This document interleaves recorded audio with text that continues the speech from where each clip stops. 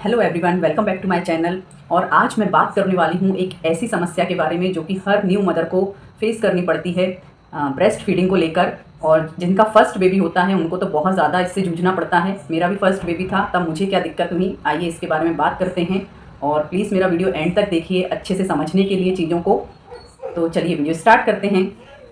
तो जब मेरा बेबी हुआ उसके बाद मुझे 24 आवर्स तक मिल्क नहीं आया, लेकिन तो बच्चा मेरा फार्मूला मिल्क पर था। लेकिन जब मुझे दूध बनना शुरू हुआ तो एक आध दो बूंद मेरे निप्पल पर दिखी। तब हमने डॉक्टर को बताया, नर्स को बताया, और उन्होंने आकर देखा और प्रेस कर कर देखा तो बिल्कुल भी ऐसा नहीं निकला दूध की।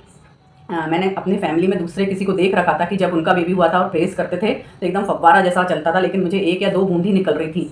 और अंदर से जो मिल्क प्रोड्यूस हो रहा था वो इतना ज़्यादा हो चुका था कि उसकी गठानें बन गई थी मुझे, और एकदम जैसे पत्थर के जैसा कड़क हो गया था। तो नर्स वगैरह बोल रही थी कि आपको दूध तो अच्छी मात्रा में हो रहा है पर ये बाहर नहीं निकल पा रहा है। तो इसके मेरे साथ जो समस्या हो रही थी वो दो समस्याएँ हो रही थी। पहली कि मेरे निप्पल्स में कील भरी हुई थी, और दूसरी ये कि मेरे निप्पल फ्लैट थे। और तो इस वजह से बच्चा मेरा दूध नहीं पी पा रहा था, और उसको पीलिया या पीलापन उसके शरीर में आना शुरू हो गया था 2-3 दिन बाद ही। तो हम लोग बहुत ज़्यादा टेंशन में आ गए थे कि ये बच्चा दूध पी ही नहीं पा रहा है। और उसको चेक करने के लिए कि कहीं बच्चे में तो कोई प्रॉब्लम नहीं है, मैंने मेरी एक जो सदस्य थी उनको बच्चे को दूध लगाने को बोला कि आप लगा के देखिए। तो उनको लगाते के साथ ही मेरे बच्चे ने शक करना स्टार्ट कर दिया और दूध खींचना स्टार्ट कर दिया। तब हम लोगों को समझ में आया कि मेरे बेबी के साथ कोई प्रॉब्लम नहीं है, क्योंकि वो होते से ही अपना अंगूठा चूस रहा था, लेकिन प्रॉब्लम मेरे साथ है। तब हमने क्या करें, डॉक्टर नर्सेज से हम लोग पूछ रहे थे तो उन्होंने निप्पल शील्ड एडवाइस की हमको कि आप इससे पिलाइए। पर इतना आसान उससे भी नहीं होता है। एक तो न्यू मदर, ऊपर से छोटा सा बेबी, और उस शील्ड को पकड़ें कि बच्चे को पकड़ें, कैसे बच्चा भी कैसे संभालें, तो बहुत दिक्कत हो रही थी। और बेबी भी कनेक्ट नहीं कर पाता है माँ से, एक बैरियर के जैसा काम करने लगता है निप्पल शील्ड। तो हमने कहा नहीं, ऐसे डायरेक्ट ही पिलाना पड़ेगा, उससे तो काम नहीं बन रहा है, क्योंकि बेबी को बहुत ज़्यादा मेहनत करनी पड़ रही थी उससे, और तब भी दूध नहीं आ पा रहा था, क्योंकि वही जो मैंने बताया पहले, कील की प्रॉब्लम थी।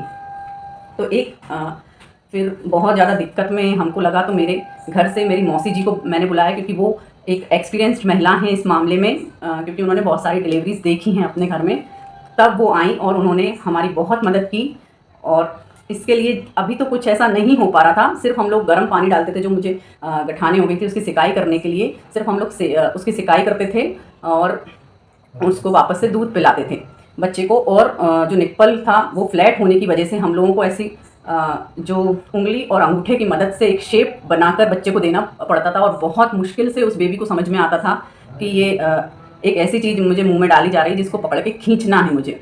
तो बहुत बहुत परेशान हो गई थी मैं 2 महीने में। इतनी ज़्यादा इरिटेटिंग स्थिति हो गई थी, बहुत मेंटली डिस्टर्ब टाइप की, और बच्चा भी परेशान, मैं भी परेशान, बिल्कुल रेस्ट नहीं हो पाता था। बड़ी मुश्किलों से 10-15 मिनट मशक्क़त करने के बाद वो दूध ले पाता था मेरा। पर हाँ, उसको फिर वो जो पीलापन आ गया था वो उसकी बॉडी से हट गया, क्योंकि इतनी मशक्क़त के बाद भी हम लोग उसको दे रहे थे। और इसके साथ ही निप्पल शील्ड का भी हम यूज़ कर रहे थे। पर निप्पल शील्ड के साथ एक प्रॉब्लम ये थी कि बच्चे को बहुत ज़्यादा मेहनत करनी पड़ रही थी, और दूसरी प्रॉब्लम ये आ जाती थी कि थोड़ी देर दूध आता था उसमें और फिर आना रुक जाता था। तो मैं ज़्यादा दिन तक या ज़्यादा एडवाइस नहीं करती कि निप्पल शील्ड आप ज़्यादा यूज़ कीजिए।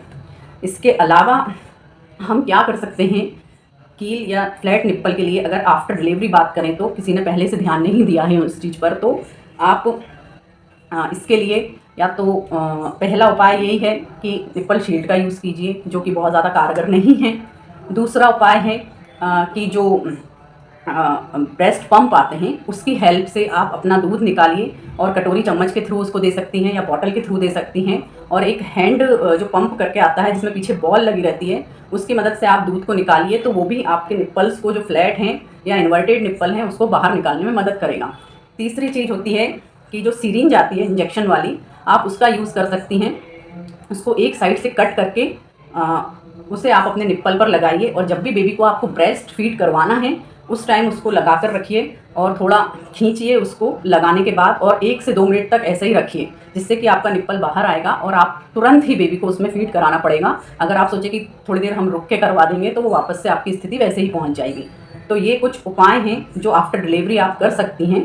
और ड्यूरिंग प्रेगनेंसी अगर आप ये चीज़ आइडेंटिफाई कर लें कि आपकी बॉडी के साथ ये प्रॉब्लम है, तो कील के लिए तो बेसिकली आपको ये करना रहेगा कि आप कोई सा भी तेल लीजिए। मैं कोकोनट ऑयल ही प्रेफर करती हूँ क्योंकि उसका कोई साइड इफ़ेक्ट नहीं होता है। तो उसको जब भी आप नहाएं या जैसे फ्री हों तो हल्का सा तेल आप अप्लाई कीजिए और अपनी उंगली और अंगूठे की मदद से उन कीलों को धीरे धीरे निकालते रहिए। ये एक दिन का काम नहीं है, थोड़े महीनों का काम होता है। तो ड्यूरिंग प्रेगनेंसी आप ये चीज़ कर सकते हैं। आफ्टर डिलीवरी तो इतना कुछ टाइम नहीं रहता है करने का। और दूसरा उपाय, फ्लैट निप्पल का भी आप मसाज ले सकते हैं ड्यूरिंग प्रेगनेंसी, आफ्टर प्रेगनेंसी भी। तो उस मसाज के थ्रू भी आप उन निप्पल्स को बाहर कर सकते हैं। तो ये आप पहले ही अगर उपाय कर ले तो आपको डिलीवरी के बाद इतनी समस्या नहीं जाएगी जो कि मुझे फेस करनी पड़ी। हम लोग बहुत बहुत परेशान हो गए थे, मैं भी, मेरी फैमिली वाले भी। और इसकी वजह जो दूध भर जाता था एकदम जहरवाद वाली जो स्थिति आ जाती थी, उसकी वजह से बुखार भी आ जाता है कुछ लोगों को। मुझे तो ऐसा नहीं हुआ था। तो वो बहुत गंभीर स्थिति बन जाती है और उसका दर्द झेलना तो बहुत ही मुश्किल हो जाता है, क्योंकि मैंने देखा है, मेरे साथ हुआ है। आप आपके भरे दूध में अगर आप करवट भी लेते हैं तो ऐसा लगता है आपके सीने में बिल्कुल लिक्विड जो है आपके साथ इधर से इधर हो रहा है, ऊपर हो रहा है, सीधे लेट रहे हैं तो आपके गले तक जा रहा है। तो आपका सोना तक मुश्किल हो जाता है ऐसे में। तो ये माँ के लिए भी बहुत तकलीफ़देह हो जाती है और बच्चे के लिए भी बहुत ज़्यादा तकलीफ़देह हो जाती है। तो मुझे ऐसा लगा कि इस विषय पर वीडियो ज़रूर बनानी चाहिए, क्योंकि मैं जब प्रेग्नेंट थी तब भी मुझे इस बारे में कुछ भी नहीं पता था, ना किसी ने मुझे बताया, ना मुझे ऐसी कोई वीडियो मिली। और आफ्टर डिलीवरी भी जब किसी से मैं पूछती थी कि मुझे ऐसा हो रहा है, अब ये कब सही, तब लोग बोलते थे कि हाँ यार ऐसा तो हमारे साथ भी हुआ। तो मैं बोलती थी भैया मुझे तो बता देते ऐसा भी होता है, तो मैं पहले से कुछ करती। तो यही है कि कोई इस बारे में कुछ बताता नहीं है, हमको नहीं पता होता है। अगर ये चीज़ें पहले से मालूम हो तो बहुत मदद हो जाए बेबी को। और बेबी का, जैसे मैं बता रही हूँ, पीलिया होने जैसा हो गया था मेरा बच्चा, और कभी ज़्यादा कम हो जाए तो कितनी मुश्किल में पड़ जाता है बच्चा भी और पेरेंट्स भी। तो ऐसी सब सिचुएशन से बचने के लिए इन जो उपाय मैंने बताए हैं वो ज़रूर कीजिए।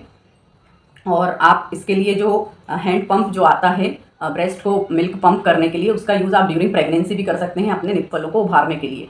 तो ज़रूर से आप ये उपाय कीजिएगा जिसको भी ये प्रॉब्लम हो। Thank you. और कोई डाउट हो अगर तो मुझसे कमेंट में पूछिएगा। और ऐसे ही अच्छी वीडियोस पाने के लिए, नॉलेजेबल वीडियोस पाने के लिए मेरे चैनल को ज़रूर सब्सक्राइब कीजिएगा। Thank you.